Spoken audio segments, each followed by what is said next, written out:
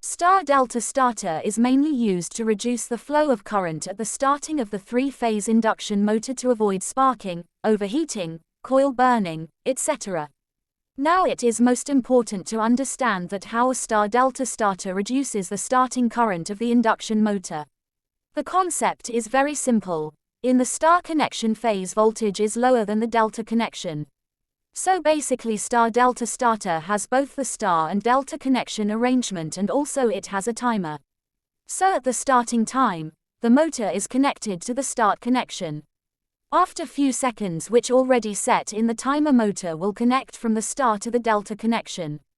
So, at starting time, star connection helps to reduce the starting current, and in the running condition, the delta connection helps to gather enough torque and speed of the motor.